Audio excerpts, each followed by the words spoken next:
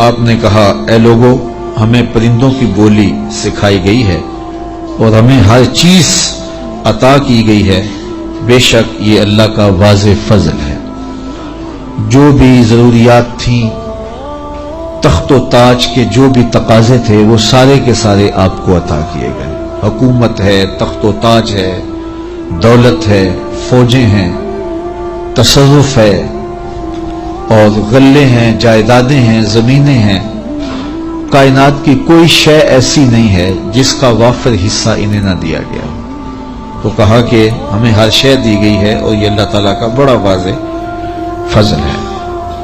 وَحُشِرَ لِسُلَيْمَانَ جُنُودُهُ مِنَ الْجِنِّ وَالْإِنسِ وَالطَّيْرِ، اور حضرت سلیمان علیہ السلام کے لیے ان کے لشکر جنوں، انسانوں اور پرندوں میں سے جمع کیے گئے تھے۔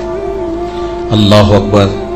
فَهُمْ يُوزَعُونَ، جنہیں وہ بغرض نظم و تربیت جو ہے وہ آپ کی خدمت میں وہ روکے جاتے تھے اور وہ حاضر کیے جاتے تھے، جمع ہوتے اور پھر ان کو ایک ترتیب دیتے اور لشکر آراستہ ہوتے۔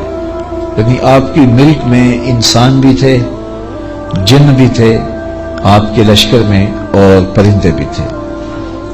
اور جب آپ کا لشکر چلتا تھا تو ایک سمت جن ہوتے، ایک سمت انسان ہوتے، اور اوپر پرندے پرواز کر رہے ہوتے۔ کتنی شان و شوکت پر مشتمل لشکر ہوتا حضرت سلیمان علیہ السلام کا۔ حتی اذا اتوا علی وادی النمل، یہاں تک کہ جب وہ لشکر چیونٹیوں کے میدان میں آیا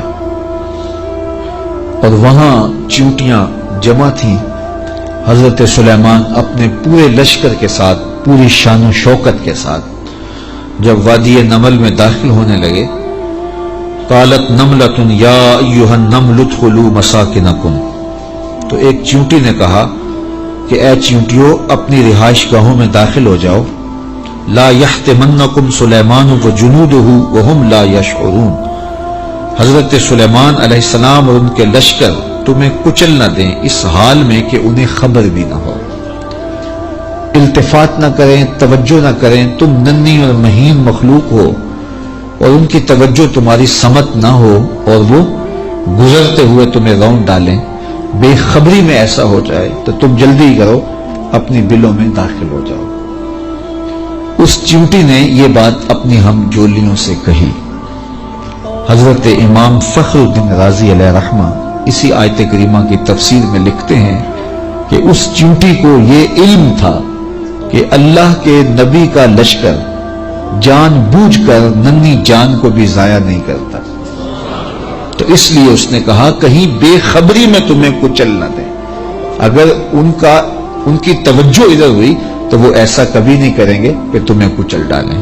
تو معلوم یہ ہوا کہ اللہ کے نبی کا لشکر، نبی کا تربیت یافتہ لشکر جان بوجھ کر ننھی جان کو بھی ضائع نہیں کرتا، اور جو جسموں کے ساتھ بم باندھ کر کے چھوٹے چھوٹے بچوں میں گھس جاتے ہیں اور بازاروں میں جا کے پھٹ جاتے ہیں اور پھر بعد میں بڑے فخر سے ذمہ داریاں قبول کرتے ہیں، یہ کسی نبی کا لشکر نہیں، شیطان کا لشکر۔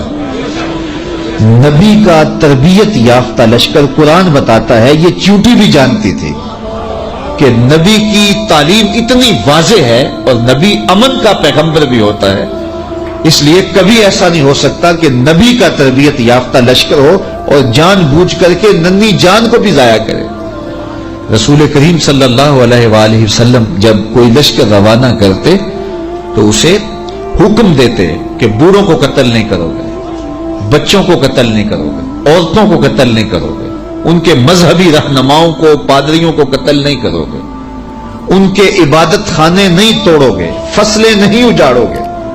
یہ کافر جو تھے ان کافروں کے بچوں کو بھی قتل کرنے سے روک دیا گیا، کافروں کے بوڑھوں کو قتل کرنے سے بھی روک دیا گیا، اور جو کفار ہیں ان کی خواتین کے قتل سے بھی منع کر دیا گیا، اور جو مسلمانوں کی نسلیں کاٹ کے رکھ دے اور اس پہ ذمہ داریاں قبول کریں، کوئی بدبخت ہوگا جو ان کی حمایت کرے گا اور ان کو اسلام کا نمائندہ قرار دے گا، وہ دشمن اسلام ہو سکتے ہیں، اسلام کے نمائندے نہیں ہو سکتے۔ تو اس چیونٹی نے کہا کہ اپنی بلوں میں داخل ہو جاؤ، کہیں نبی کا لشکر بے خبری میں تمہیں کچل نہ دے۔ حضرت امام رازی لکھتے ہیں کہ چیونٹی کو یہ علم تھا، اس علم کی وجہ سے اس چیونٹی کو قیامت تک آنے والی چیونٹیوں کا سردار بنا دیا گیا، ملکہ بنا دی گئی قیامت تک۔ اچھا، اگر آپ کی توجہ ہو تو ذات کی چیونٹی ہے، رب نے اس کے نام کی صورت اتاری ہے۔ چیونٹی کی حیثیت کیا ہوتی ہے، لیکن وہ پیار کرنے لگی نا نبی سے، اور اس کو پتا تھا کہ نبی کی تعلیمات کیا ہوتی ہیں، تو اس تعلیم کے نتیجے میں ذات کی چیونٹی ہے، لیکن رب نے اس کے نام کی صورت اتار دی۔ تو اس چیونٹی نے کہا جلدی جلدی اپنی بلوں میں داخل ہو جاؤ، اللہ کے نبی کا لشکر کہیں تمہیں کچل نہ دے اور وہ دھیان نہ کرے، بے خبری میں کہیں ایسا نہ ہو جائے۔ اگر خبر ہوگی تو پھر کبھی ایسا نہیں ہو سکتا، کیونکہ نبی کی تربیت یہ ہے، وہ تو زندگیاں بانٹنے آیا ہے، زندگیاں چھیننے تو نہیں آیا، تو یہ ایسا نہیں ہوگا۔ فَتَبَسَّمَ ضَاحِكًا مِّن قَوْلِهَا، تو حضرت سلیمان پیغمبر نے جب چیونٹی کی اس بات کو سنا تو مسکرا پڑے۔ 3 میل دور تھے حضرت سلیمان علیہ السلام، اتنی دور سے چیونٹی نے کہا کہ جلدی جلدی بلوں میں چلی جاؤ، اللہ کے نبی کا لشکر کہیں بے خبری میں تمہیں کچل نہ دے۔ چیونٹی نے یہ بات کی تو حضرت سلیمان نے 3 میل دور سے سن لی اور پھر مسکرا بھی پڑے۔ اب 3 میل دور سے بات سنی جا سکتی ہے بھلا چیونٹی کی؟ یہ اس حال سے باہر جو چیونٹیاں چل رہی ہیں، کوئی شخص جو بڑا ہی جو ہے وہ باریک سماعتیں رکھتا ہو، کیا وہ یہاں بیٹھ کر کے چیونٹی کی بات جو باہر ہے اس کو سن سکتا ہے؟ چلو جو آپ کے کرسی کے نیچے چل رہی ہے اس کو سن سکتا ہے، اس کی آواز کو، لیکن 3 میل دور سے چیونٹی کی آواز کو اللہ کا نبی سن بھی رہا ہے، اور جو وہ کہہ رہی ہے اس کو سمجھ بھی رہا ہے، اور اس پر تبسم بھی فرما رہا ہے۔ حضرات علماء فرماتے ہیں، جو تیوریات کے ماہرین ہیں، کہ چیونٹی کے منہ میں زبان نہیں ہوتی، پھر اس نے بات کیسے کر لی؟ ایک مہین سا وجود ہے تو اس کے منہ میں زبان نہیں ہوتی، دانت نہیں ہوتے، تو پھر بات کیسے کرتی ہے؟ اور حضرت سلیمان نے سن کیسے لی؟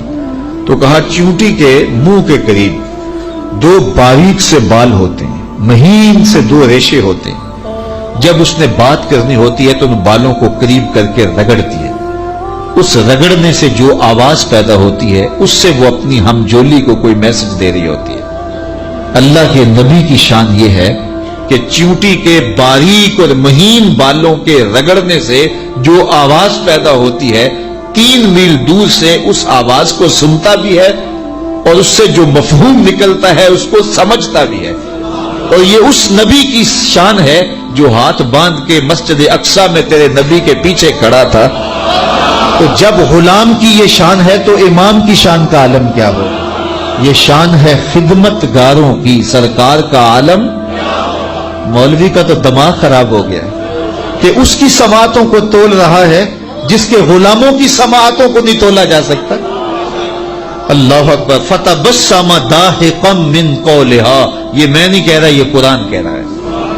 حضرت سلیمان پیغمبر نے اس چیونٹی کی بات کو سنا، سن کے سمجھے اور پھر تبسم کیا۔ اللہ اکبر۔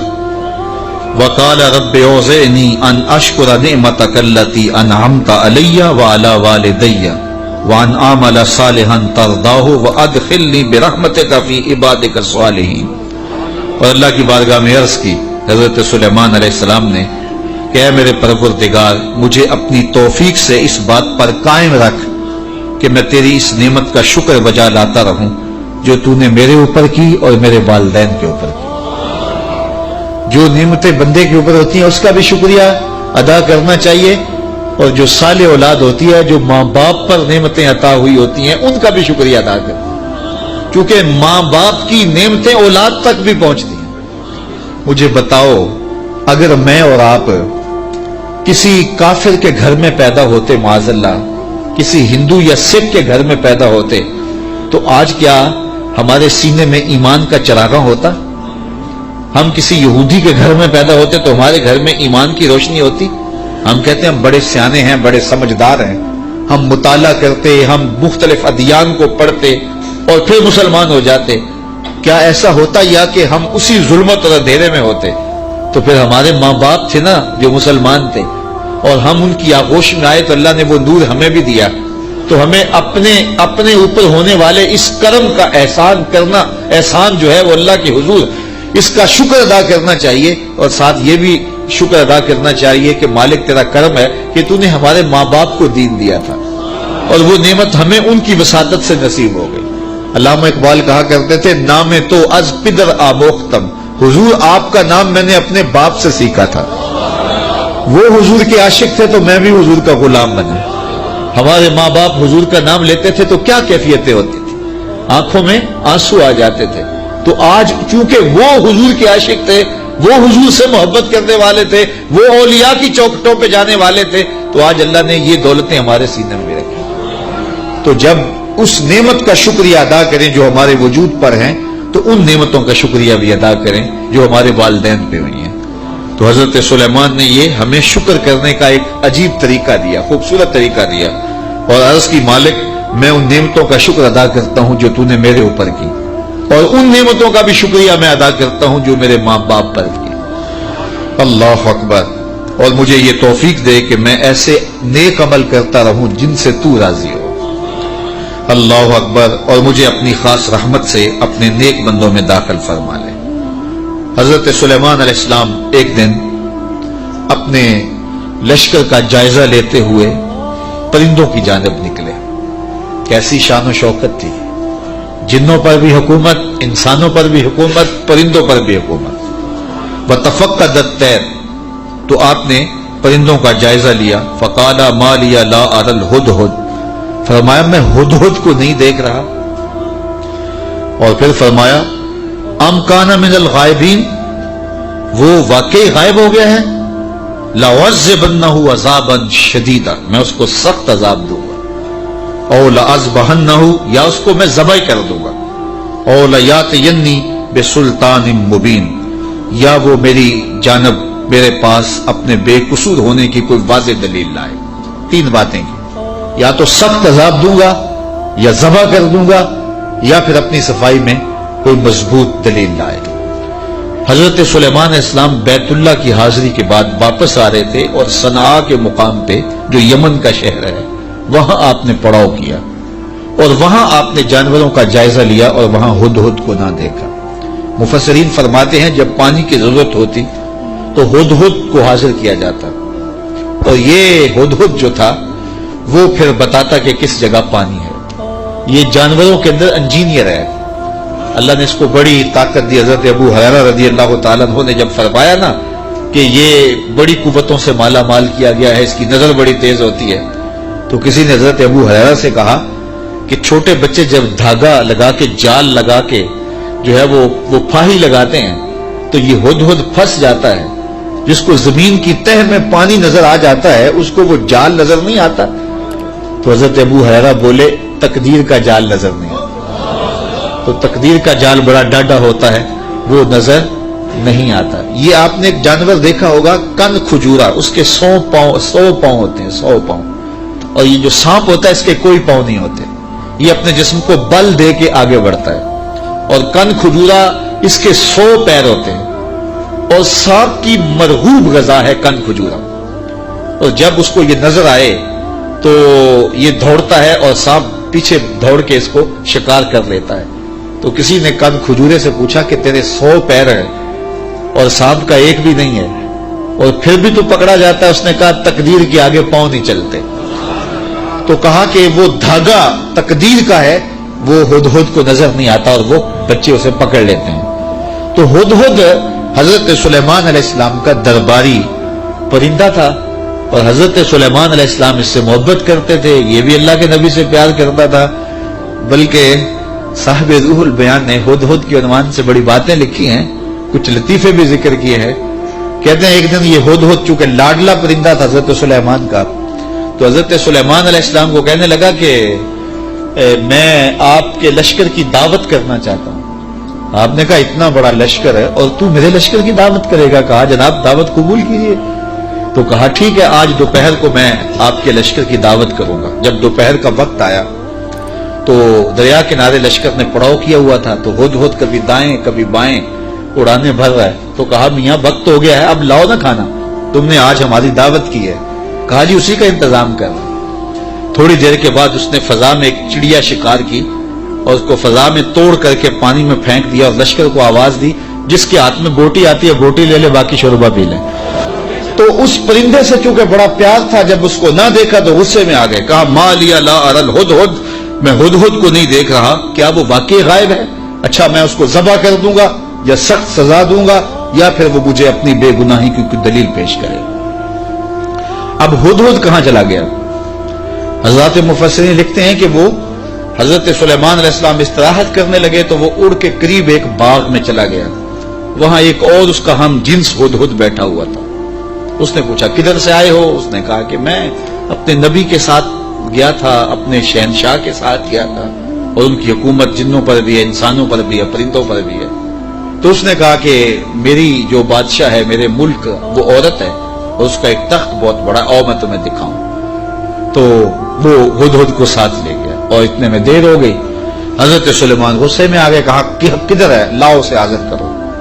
آپ کا جو درباری شہباز تھا وہ اڑا فضا میں بلند ہوا تو ہدہد آتا دکھائی دیا، تو اس نے اس کے اوپر جھپٹ کے حملہ کرنا چاہا تو ہدہد نے کہا تجھے واسطہ دیتا ہوں اس رب کا جس نے تجھے میرے پہ طاقت دی ہے، مجھے اپنا معاملہ حضرت سلیمان کے پاس جا کے پیش کر لینے دے۔ کہا انہوں نے کہا ہے کہ تجھے قتل کر دوں گا، ذبح کر دوں گا یا تجھے سخت سزا دوں گا، اب تو بچ نہیں پائے گا۔ تو ہدہد نے کہا کہ انہوں نے کوئی استثناء بھی کیا تھا؟ کہا ہاں انہوں نے کہا تھا یا کوئی مضبوط خبر لائے، اپنا معقول عذر پیش کرے۔ کہا پھر خیر ہے۔ اب ہدہد حضرت سلیمان کے پاس آیا اور مفسرین کہتے ہیں اس نے اپنے پر جھکا لیے اور دل بھی جھکا لی اور حضرت سلیمان کے سامنے عرض کی کہ اس رب سے ڈریے جس کے حضور آپ رب قیامت کے دن پیش ہوں گے۔ بس یہ بات کہنے کی دیر تھی کہ حضرت سلیمان کا غصہ ٹھنڈا ہو گیا۔ تو میں بتاؤ کدھر گئے تھے؟ تو ہدہد نے کیا جواب دیا، سنو قرآن کیا کہتا ہے، فَمَكَثَ غَيْرَ بَعِيدٍ، تو پس وہ تھوڑی ہی دیر ٹھہرا تھا کہ وہ حاضر ہو گیا، اور حاضر ہو کے اس نے کہا فقال، اس نے کہا احطت بما لم تحط به وجئتك من سبأ بنبأ یقین، اس نے کہا کہ حضور میں ایسی بات معلوم کر کے آیا ہوں جس پر شاید آپ مطلع نہ تھے، اور میں آپ کے پاس ملک سبا کی ایک یقینی خبر لایا ہوں۔ آپ نے اس چیز کا مشاہدہ نہیں کیا جس کا میں مشاہدہ کر کے آیا ہوں، تو میں ایک یقینی خبر آپ کو جو چشم دید ہے وہ بتانا چاہتا ہوں۔ حضرت سلیمان نے کہا بتاؤ۔ کہا انی وجدت امرأۃ تملکہم وأوتیت من کل شیء ولہا عرش عظیم، اس نے کہا میں ایک ایسی خاتون کو دیکھا ہے جو بادشاہت کے تخت پہ براجمان ہے، میں نے ایک ایسی عورت دیکھی ہے وہاں جو ان پر حکومت کرتی ہے اور اقتدار کی مسند پہ بیٹھی ہے، اور اسے ملکیت و اقتدار میں ہر چیز بخشی گئی ہے، اور اس کے پاس بہت بڑا تخت ہے۔ یہ شہرہ آفاق تخت تھا جو ملکہ بلقیس کے پاس تھا، اور یہ 40 ہاتھ چوڑا تھا، 80 ہاتھ لمبا تھا۔ شرعی ہاتھ جب کہا جاتا ہے تو وہ کونی تک ہوتا ہے، تو گویا دوسرے لفظوں میں 1.5 فٹ کا ایک ہاتھ لگائیں تو یہ 60 ہاتھ چوڑا تھا اور 120 ہاتھ جو ہے وہ لمبا تھا۔ سونے چاندی اور قیمتی دھاتوں کا بنا تھا، اور 7 منزلیں تھیں اس کی، اور قیمتی موتی اس کے اوپر لگے تھے، اور جب وہ اپنا دربار لگاتی تو اس تخت کے اوپر بیٹھتی، اور اس کے 12,000 سردار تھے قوم کے جن کے تحت فوجیں تھیں، اور ایک مضبوط نظم و نسق تھا، ہر شے فوجیں آلات حرب و ضرب بہت کچھ دیا گیا تھا۔ تو اس بات کی کہانی سنائی اور آگے فرمایا وجدتها وقومها يسجدون للشمس من دون اللہ، میں نے دیکھا ہے وہ اور اس کی قوم اللہ کے علاوہ سورج کو پوجتی ہے، اللہ کو چھوڑ کر سورج کی پرستش کرتی ہے۔ وزین لهم الشیطان اعمالهم، اور شیطان نے ان کے لیے ان کے اعمال مزین کر دیے ہیں۔ فصدهم عن السبیل، اور شیطان نے ان کو راہ حق سے، راہ توحید سے روک دیا ہے۔ فہم لا یہتدون، اور وہ ہدایت نہیں پا رہے۔ اللہ یسجد للہ الذی یخرج الخبأ فی السماوات والارض ویعلم ما تخفون وما تعلنون۔ اللہ اکبر، اس لیے روکے گئے ہیں کہ وہ اللہ کے حضور سجدہ ریز نہ ہوں، جو آسمانوں اور زمینوں میں پوشیدہ حقائق اور موجودات کو باہر نکالتا ہے یعنی ظاہر کرتا ہے، اور وَيَعْلَمُ مَا تُخْفُونَ اور جو تم ظاہر کرتے ہو جو تم چھپاتے ہو، وَمَا تُعْلِنُونَ اور جو تم ظاہر کرتے ہو اور جو تم چھپاتے ہو، وہ سب کو جانتا ہے، اس کی نظر میں کوئی پوشیدہ نہیں ہے۔ اللہ لا الہ الا هو رب العرش العظیم، اللہ کے سوا کوئی عبادت کے لائق نہیں، وہی عظیم تخت اقتدار کا مالک ہے۔ ملکہ بلقیس کا تخت کیا ہے؟ تخت تو میرے رب کا ہے، عرش تو اس کا ہے، تو اس نے یہ بات کہی۔ حضرت سلیمان نے ہدہد سے کہا کالا سننظر اصدقت ام کنت من الکاذبین، کہا کہ ہم ابھی دیکھتے ہیں کہ تو سچ کہہ رہا ہے یا جھوٹ بول رہا ہے۔ کالا سننظر اصدقت ام کنت من الکاذبین، تو سچا ہے یا جھوٹا ہے؟ اذهب بکتابی ھذا فالق الیہم ثم تولى عنہم فانظر ماذا یرجعون۔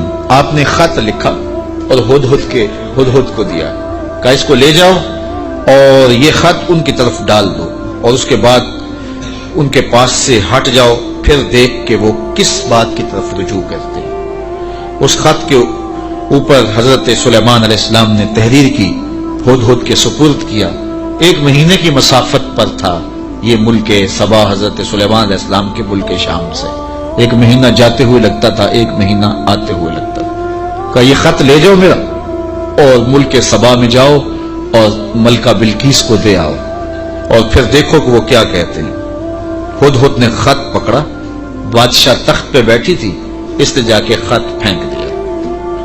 جب ملکہ نے خط پکڑا اور اس کو کھولا اور پڑھا، نبی کی جلالت تھی، کیونکہ صرف بادشاہ نہیں تھے، نبی بھی تھے، تو کہتے اس کا وجود کانپنے لگا، اور اس نے اپنی قوم کے سرداروں کو کہا کہ قالت یا ایھا الملأ انی القی الی کتاب کریم، اے میری قوم کے سرداروں، میری طرف ایک عزت والا خط ڈالا گیا ہے۔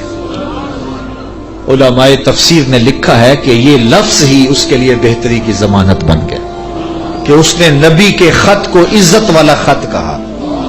بعد میں جو ہوا اور پھر وہ متی ہوئی اور اللہ نے اس کے لیے بہتریوں کے دروازے کھولے، وہ اس کی اس تکریم کی وجہ سے۔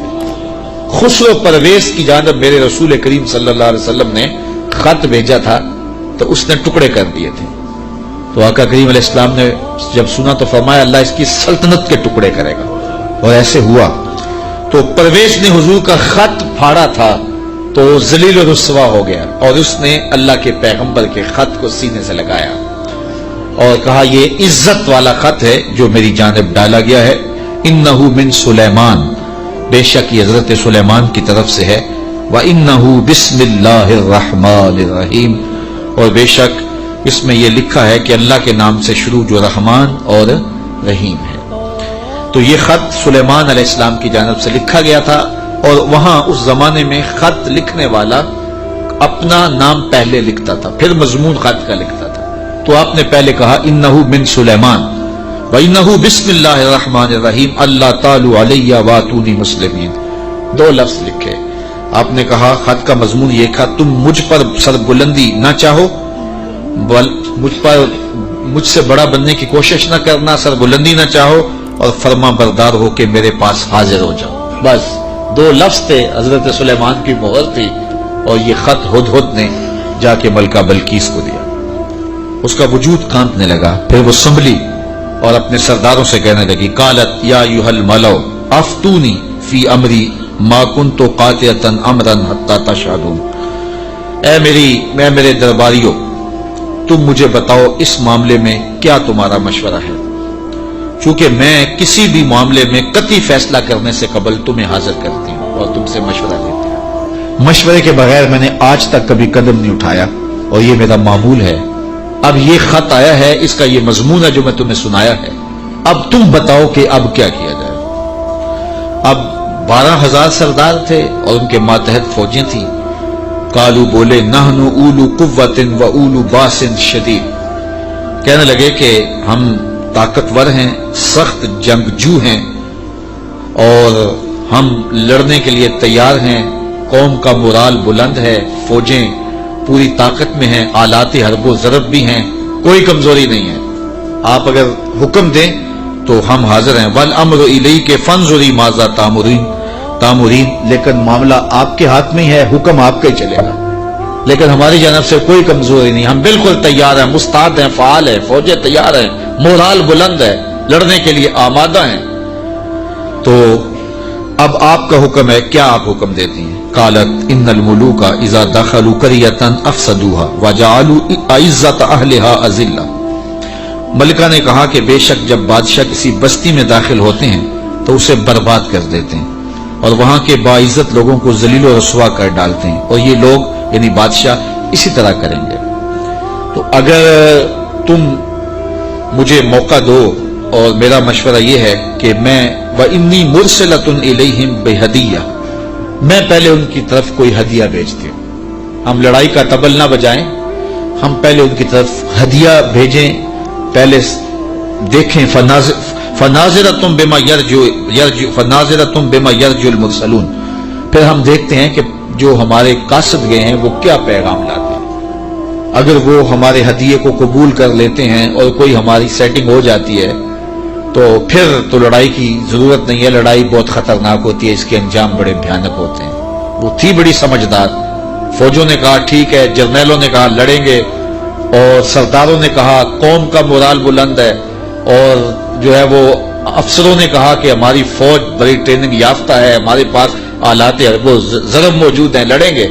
लेकिन उसने कहा सब्र करो, पहले मैं कोई तोहफा दे के कासिद भेजती हूं, वो कासिदों को क्या जवाब देते हैं, लड़ाई तो आखिरी हाल है, फिर हम देखेंगे। फलम्मा जा सुलेमान, जब कासिद हजरत सुलेमान के पास आया, कहते हैं वो तोहफा क्या था? मुफस्सिरीन ने लिखा है कि वो सोने की ईंट थी और उसको कीमती कपड़े में दीबाज में लपेट करके बाकायदा उसके लिए जो है वो एक चीज बनाई गई और गुलाफों में लपेट करके वो खादिम हजरत सुलेमान के पास कासिद लेकर हाजिर हुआ कि उनको ईंट पेश करें। चूंकि सोने और चांदी से बादशाह लोग बड़े खुश होते हैं। हजरत सुलेमान को जब पता चला कि उनके कासिद आ रहे हैं और अल्लाह के नबी ने नूर नबूवत से देखा भी वो क्या ला रहे हैं, तो जिन्नों को कहा हाजिर हो जाओ। हाजिर हो गए। कहा 1000 सोने की ईंटें मेरे तख्त के आगे फर्श पर बिछा दो। तो जब ईंटें बिछी हुई उन्होंने देखी तो वो जो तोहफा लेके आए थे संभाल के एक ईंट, उन्होंने देखा कि वो ईंटें तो कदमों में पड़ी हुई, तो अब वो तोहफा देते हुए शर्म महसूस करने लगे। क्या दे, उल्टे बांस बरेली को, यहां तो ईंटें कदमों में पड़ी हुई हैं। अलाउद्दीन खिलजी सारी जिंदगी तड़पता रहा कि हजरत ख्वाजा निजामुद्दीन औलिया की बारगाह में हाजिरी दूं। आप मानते नहीं थे, आपका मिजाज ऐसा था कि शाहों से गुरेजा थे। तो उसने बड़ा जोर किया। खैर जब उसने ये इरादा कर लिया कि मैं हाजिर होना है, तो आपने अलाउद्दीन को लिखा कि फकीर की खानका के 2 दरवाजे हैं, अगर तू एक से आया तो मैं दूसरे से बाहर निकल जाऊंगा, और अगर तूने ज्यादा तंग किया तो तेरा शहर छोड़ जाऊंगा। खैर बादशाह ने एक दिन जो है वो बगैर बताए खानका में हाजिरी दी। शेख को पता चला तो उन्होंने दरवाजे पर पहरेदार खड़े कर दिए कि बादशाह को अंदर नहीं आने देना। बादशाह ने उनके तेवर पड़े फकीरों के, तो ये जो पीरों के मुरीद होते तो दीवाने हैं, कहा कि ये तो मर जाएंगे लेकिन शेख के दरवाजे से अंदर नहीं जाने देंगे। तो बादशाह को शरारत सूझी तो उसने कागज के टुकड़े पे लिखा कि ये क्या हुआ कि बादशाहों के दरवाजों पे भी बव्वाब चौकीदार और फकीरों के दरवाजे पे भी बव्वाब। तो अंदर से शेख ने उसी कागज के टुकड़े पे बैक पे उसकी पुश्त पे लेके भेजा। फर्क यह है कि बादशाहों के दरबारों पर जो बव्वाब होते हैं वो फकीरों को रोकने के लिए होते हैं, और जो फकीरों की चौखट पे बव्वाब होते हैं वो अमीरों को रोकने के लिए होते हैं। बादशाह कहने लगा कि मुझे हजरत की खानका तो देखने की इजाजत होगी। खुदाम ने कहा कोई हरज नहीं है। तो वो खानका लंगर खाना देखने लगा, बहुत बड़ी खानका थी। तो जब वो अस्तबल में गया तो क्या देखा कि जो घोड़े हैं उनकी जो मेखें हैं, किले हैं, वो चांदी के हैं, और जो उनके पांव में जंजीरें पड़ी हुई हैं जिनसे वो बंधे हुए हैं वो जंजीरें सोने की हैं। तो बादशाह बड़ा हैरत ज़दा हुआ। तो उसने फिर कागज के टुकड़े पर लिखा कि ये क्या हुआ कि बादशाहों के पास भी सोना और चांदी और फकीरों के पास भी सोना और चांदी, फर्क क्या हुआ? तो शेख ने जवाब में लिख के भेजा, फर्क यह है बादशाह खजानों में संभाल के रखते हैं, फकीर घोड़ों के कदमों में डाल के रखते हैं। तो हजरत सुलेमान अलैहिस्सलाम ने 1000 ईंट बिछवा दी। آپ جانتے ہیں جب بہار چین آیا نا حضرت عمر کے زمانے میں، جب ایران فتح ہوا تو سب سے دنیا کے اس وقت نامور اشیاء میں سے بہار چین ایک بہت بڑا قالین تھا، جس کو بہار چین پہ بٹھا دیا جاتا وہ ناز کرتا ہے کہ میں بہار چین پہ بیٹھا ہوں۔ آج وہ کسی کو وہ سرخ قالین پہ جو ہے وہ لے کے جاتے ہیں تو کہتے ہیں میرے لیے سرخ قالین بچھائے گئے، امریکہ میں یا جو ہے وہ میرے لیے جو ہے وہ برطانیہ میں یہ اعزاز دیا گیا ہے کہ مجھے سرخ قالینوں پہ میرا استقبال کیا گیا، سرخ قالین بچھائے گئے۔ بہار چین یہ ایک ایسا قالین تھا کہ جس پہ بیٹھ جانا اور جس پہ چلے جانا یہ بڑے دنیا کے لوگ جو ہے وہ فخر سمجھتے تھے۔ جب حضرت فاروق اعظم کا زمانہ آیا تو یہ علاقہ فتح ہوا تو یہ اونٹوں پہ لاد کر کے یہ بہار چین مدینے بھیجا گیا۔ تو حضرت عمر کے پاس جب بہار چین آیا تو کہا کہ اب اس کو کہاں رکھے؟ تو کسی نے کہا جی مسجد نبوی میں بچھائیں۔ کہا یہ مسجد نبوی میں بچھائیں؟ وہاں کی جو چٹائیاں ہیں اس قالین سے افضل ہیں، وہاں اس کو یہاں نہیں بچھائیں گے تو کہاں رکھے؟ حضرت عمر نے حکم دیا کہ مسجد نبوی کے باہر جہاں لوگ جوتے اتارتے ہیں وہاں رکھا جائے۔ اور وہ بہار چین جس پہ لوگ بیٹھنا اعزاز سمجھتے لوگ وہاں جوتے پوچھ کے گزرتے تھے۔ تو فقیروں کی نظر میں کیا چیز ہوتی ہے ان چیزوں کی؟ تو 1000 اینٹ جب بچھی ہوئی دیکھی تو وہ کیا تحفہ دیتے؟ حضرت سلیمان علیہ السلام نے کہا کالا اتمدوننی بمال، تم مجھے مال سے میری مدد کرتے ہو؟ تم کیا سمجھتے ہو تم میرے پاس جو ہے وہ مال و دولت سے میری مدد کرنا چاہتے ہو؟ فما آتانی اللہ خیر مما آتاکم، اللہ نے جو مجھے دیا ہے وہ اس سے بہتر دیا ہے جو تم کو دیا ہے، تمہارے سے بہتر مجھے نوازا ہے۔ بل انتم بہدیتکم تفرحون، بلکہ اپنے ہدیے پہ تم خوش ہو کہ یہ مال ہے، ہم مال کے ہدیے کو قبول نہیں کرتے۔ ایک طرف سورج کو پوجا جا رہا ہے، رب کے ساتھ شریک ٹھہرایا جا رہا ہے، اور میں ایک اینٹ لے کے راضی ہو جاؤں سونے کی اور تم اللہ کی مخالفت کرتے رہو۔ یہاں سمجھنے کے لیے بہت کچھ ہے کہ اللہ کے حکموں کی نافرمانی کر رہا ہو اور پیر صاحب کو نذرانہ دے دے اور پیر صاحب یہیں چپ ہو جائے کہ کوئی نہیں مجھے نذرانہ مل گیا، یہ سمجھنے کے لیے کافی ہے۔ سونے کی اینٹ لے کے آئے ہیں، فرمایا وہ بتوں کو پوج رہے ہیں، وہ سورج کو پوج رہے ہیں اور مجھے اس نذرانے سے چپ کروانا چاہتے ہیں، ایسا نہیں ہوگا۔ اور آپ نے اس قاصد کو پیغام دیا ارجع الیہم، جا ان کے پاس اور ان کو بتا جا کے کہ فَلَنَاتِيَنَّهُمْ بِجُنُودٍ لَا قِبَلَ لَهُمْ بِهَا وَلَنُخْرِجَنَّهُمْ مِنْهَا أَذِلَّةً وَهُمْ صَاغِرُونَ، ان کو جا کے بتا کہ ہم ایسا لشکر لے کے آ رہے ہیں جس کا تم مقابلہ نہیں کر پاؤ گے اور تمہیں ذلیل کر کے رسوا کر کے شہروں سے نکالیں گے، تیار ہو جاؤ۔ حضرت سلیمان نے اس قاصد کو پیغام بھیجا۔ جب اس نے جا کے پیغام دیا اور حضرت سلیمان کے دربار کی کہانیاں سنائیں تو پھر لڑائی کی ہمت کس کو ہوتی؟ نبی کو اللہ نے روب دیا ہوتا ہے، نبی کا روب جو ہے وہ لوگوں میں پڑ جاتا ہے۔ اللہ اکبر، تو کس کو ہمت ہوتی؟ ملکہ بلقیس نے کہا کہ اب میں خود جاتی ہوں، تو وہ خود تیار ہوئی اور وہ حضرت سلیمان کی بارگاہ میں حاضر ہونے کے لیے ملک سبا سے چلی۔ ادھر بھی وقت گزرتا گیا، جب 3 فرسخ دور وہ دربار سے رہ گئی، 1 فرسخ اور 3 فرسخ 5 کلومیٹر لگا لیں، آپ یہ کہہ لیں کہ وہ بائی پاس پہ یا وہ یہ چناب پل پہ اتنے فاصلے پہ جب اس کا آنا ہوا تو حضرت سلیمان بیٹھے تھے اور آپ نے اپنے درباریوں سے کہا قال یا ایھا الملأ ایکم یاتینی بعرشها قبل ان یاتونی مسلمین۔ دربار لگا تھا، جن بھی بیٹھے تھے، انسان بھی بیٹھے تھے، پرندے بھی تھے۔ آپ نے کہا میرے درباریوں وہ بلقیس آ گئی ہے، یہاں قریب ہی آ گئی ہے، تو اس کا وہ تخت جس پہ اسے ناز ہے کوئی ہے جو اٹھا لائے اس کے لانے سے پہلے؟ کیسی شان حضرت سلیمان کی، وہ بائی پاس پہ آ گئی اور تخت 1 مہینہ جاتے ہوئے لگتا ہے، 1 مہینہ آتے ہوئے لگتا ہے۔ یہ طاقتیں ہیں اللہ کے بندوں کی، اللہ اکبر۔ تو کہا وہ تو ادھر آ گئی ہے، تو کوئی ہے کہ اس کا تخت جا کے جلدی جلدی اٹھا لائے؟ تو جب آپ نے یہ بات کہی تو ایک جن اٹھا، قال عفریت من الجن انا آتی کا بھی، ایک جن کہنے لگا حضرت میں لاتا ہوں۔ کب لاؤ گے؟ قبل ان تقوم من مقامک، آپ کی مجلس ختم ہونے سے پہلے پہلے حاضر کر دیتا ہوں۔ اور مجلس ختم ہوتی تھی زوال کے وقت، دوپہر کے وقت، صبح شروع ہوتی اور دوپہر کو ختم ہو جاتی، تو کچہری لگی تھی، کہا کچہری ختم ہونے سے پہلے پہلے میں لے آتا ہوں۔ وَإِنِّي عَلَيْهِ لَقَوِيٌّ أَمِينٌ، طاقتور بھی ہوں، لے بھی آؤں گا۔ اور امین بھی ہوں, کوئی ایک موتی بھی ضائع نہیں ہوگا, تو تخت میں لے کے آتا ہوں. اور 1 مہینہ میں نے عرض کیا جاتے ہوئے لگتا ہے 1 مہینہ, کئی ہاتھ موٹا تھا, 7 منزلیں تھی, 40 ہاتھ چوڑا تھا, 80 ہاتھ لمبا تھا, سونے اور چاندی اور قیمتی جواہر سے مرصع تھا, اور 7 کوٹلیوں میں مکفل تھا, تالے لگے تھے, پہرے دار کھڑے تھے, جیب میں ڈال کے بھی لانا ہو پھر بھی 2 مہینے چاہیے. اور اس تخت کو لانے کا کہا تو پہر تک لے آتا ہوں. بڑی بات تھی نا, حضرت سلیمان خوش ہو جاتے کہ بڑی بات ہے, تو میں نہیں, مجھے اس سے بھی پہلے چاہیے, مجھے اس سے بھی پہلے چاہیے. پھر وہ اٹھا جس کے سینے میں زبور کا علم تھا, قال الذی عندہ علم من الکتاب. پھر وہ شخص کھڑا ہوا جس کے سینے میں علم زبور تھا, وہ آپ کا خالہ زاد بھی تھا, آپ کا صحابی بھی تھا, عاصب بن برخیہ نام علماء تفسیر نے بتایا ہے, اور اسے اسم اعظم آتا تھا. وہ کھڑا ہو گیا, اس نے کہا انا آتی کا بہی, حضرت میں لے آتا ہوں.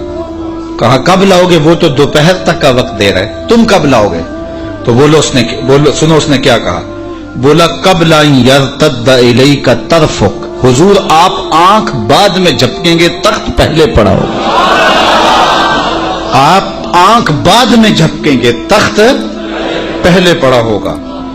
اللہ اکبر. فلما رآہ مستقرا عنده قال ھذا من فضل ربی. حضرت سلیمان نے بھی آنکھ جھپکی نہیں تھی, تخت سامنے پڑا ہوا. تو حضرت سلیمان بے ساختہ پکار اٹھے, یہ میرے رب کا فضل ہے جس نے میرے امتی کو یہ طاقت دی. یار بنی اسرائیل کے نبی کے امتی کی یہ شان, تو بنی اسرائیل کے یہ نبی مقتدی بن کے جس کے امام کے پیچھے کھڑے تھے مسجد اقصی میں, اس امام کی شان کا عالم کیا ہو. یہ شان ہے خدمت گاروں کی, سرکار کا عالم. کہا میں لاتا ہوں, اور اس کے آنے سے پہلے کہ حضرت آنکھ جھپکنے سے پہلے حاضر کر دو. اور حضرت سلیمان نے ابھی آنکھ جھپکی نہیں, تخت سامنے پڑا ہوا تھا. اللہ اکبر. لیبلونی ااشکر ام اکفر. کہا کہ میرے رب نے مجھے آزمایا ہے, میرا رب مجھے پرکھتا ہے کہ میں اس کا شکر کرتا ہوں یا کفران کرتا ہوں یا انکار کرتا ہوں. اللہ اکبر. فرمایا ومن شکر فانما یشکر لنفسہ, جو شکر کرتا ہے وہ اپنے لیے ہی شکر کرتا ہے. اللہ کا کیا فائدہ کرے گا؟ اپنا ہی فائدہ ہوگا. تو میں اس کا شکر کرتا ہوں جس نے میرے ایک امتی کو یہ طاقت عطا کی, یہ شان عطا کی. یار جب بنی اسرائیل کے ایک ولی کی یہ شان ہے تو اس امت کے اولیاء کی شان کا عالم کیا ہوگا. صرف ایک واقعہ, شہر بخارا میں, شہر کابل میں حضرت امام شاہ نقشبند بخاری علیہ رحمہ تشریف لائے تو لوگوں کا ہجوم ہو گیا. بادشاہ وقت کی لونڈی وہاں سے گزرتے ہوئے رکی تو لوگوں کا ہجوم دیکھا. کہا ماجرا کیا ہے؟ کہا بخارے والے پیر آئے ہوئے. تو کہا یہ پیر کیا ہوتے ہیں؟ لوگوں نے بتایا یہ اصلاح قلب کرنے والے لوگ ہوتے ہیں, یہ دلوں کے حکیم ہوتے ہیں, ڈاکٹر ہوتے ہیں, اور یہ باطن کی صفائیاں کرنے والے لوگ ہوتے ہیں, اور اللہ نے ان کو تکوینی اور تشریعی طاقتیں بھی عطا کی ہوئی ہوتی ہیں, اور کبھی ایسا ہوتا ہے کہ یہ اوکھے ویلے کام بھی آتے ہیں. اس نے سوچا کہ شیخ سے نسبت قائم کر لینے میں کوئی حرج نہیں ہے, تو اس نے حضرت شاہ نقشبند بخاری کی بیعت کر لی. چلو پیر تو کوئی ہونا چاہیے, تو انہوں نے ان سے بیعت کر لی. شیخ نے جو وظائف بتائے اور تلقین کی, ذکر کی اور اچھائی کی طرف سبق دیے, تو صالحہ تو وہ پہلے ہی تھی لیکن مزید رنگ چڑھ گیا. تو بادشاہ جب اس کی خدمت کو دیکھا تو بڑا خوش ہوا. جو باقی لونڈیاں تھیں وہ حسد کرنے لگیں. ایک دن انہوں نے بادشاہ کے دربار سے, بادشاہ کے گھر سے چوری کر کے زیور ایسی جگہ پہ چھپا دیے اور اس پہ الزام لگا دیا, اور پھر برآمد بھی اس سے کروا دیے. بادشاہ کو بڑا غصہ آیا کہ میں نے اس پہ اتنا اعتماد کیا تھا, اور یہ بڑی لمبی نمازیں پڑھتی تھی. بادشاہ نے حکم دیا کہ اس کو چوبارے پہ لے جاؤ اور وہاں سے دھکا دے دو. بادشاہ کے محل کی چھت پہ لے جایا گیا.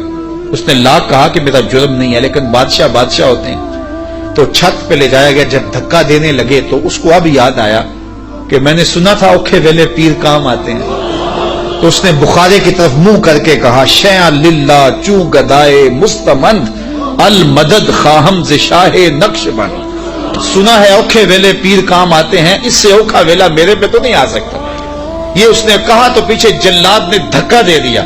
جب نیچے آئی تو حضرت شاہ نقش بند بخاری کا دامن پھیلا ہوا تھا. آپ نے آرام سے پکڑ کے نیچے رکھ دیا تو اس نے حیرت سے پوچھا حضرت آپ کب آئے ہیں؟ تو شاہ نقش بند بخاری فرمانے لگے تو از چبارہ آمدی من از بخارا آمدم. تو چبارے سے چل پڑی تھی، میں بخارے سے چل پڑا. تو کہا حضرت آنکھ جھپکنے سے قبل وہ تخت حاضر کر دوں گا. جب تخت حاضر ہو گیا کہا یہ میرے رب کا فضل ہے جس نے مجھے اتنی طاقت عطا فرمائی. ومن کفر فإن ربی غنی کریم. اور اگر کوئی ولیوں کی اس طاقت کو نہیں مانتا، نبیوں کی اس طاقت کو نہیں مانتا، اللہ کے بندوں کی طاقتوں کو نہیں مانتا، اللہ کو پرواہ بھی کوئی نہیں. نہ مانے کوئی، اللہ کو کیا پرواہ ہے؟ وہ غنی بھی ہے اور کریم بھی ہے. کالا نکروا لہا عرشہا ننظر اتہتدی ام تکون من الذین لا یہتدون. آپ نے فرمایا جلدی جلدی کرو، تخت کا حلیہ بھی بدل دو، اس کی شکل جلدی جلدی تبدیل کر دو، تاکہ جب وہ آئے تو ہم دیکھیں کہ وہ اس کو پہچانتی ہے یا نہیں پہچانتی. تو تخت کا حلیہ بدل دیا گیا. فلما جاءت، جب ملکہ بلقیس پہنچی، قیل اہاکذا عرشک، کہا تیرا بھی اس جیسا کوئی تخت ہے؟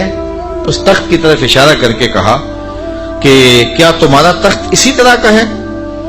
تو قالت کانہ ہوا، بولی یہ وہی تو ہے، یہ وہی تو ہے، بولی یہ وہی ہے. وَأُوتِينَا الْعِلْمَ مِنْ قَبْلِهَا وَكُنَّا مُسْلِمِينَ. اس نے کہا کہ ہمیں اس کی پہلے خبر ہو گئی. حضرت آپ تخت کو بدل بدل کے نہ دکھائیں، ہم پہلے ہی مان گئے ہیں، ہم پہلے ہی مان گئے ہیں اور ہم مطیع بن کے آئے ہیں، فرما بردار بن کے آئے ہیں.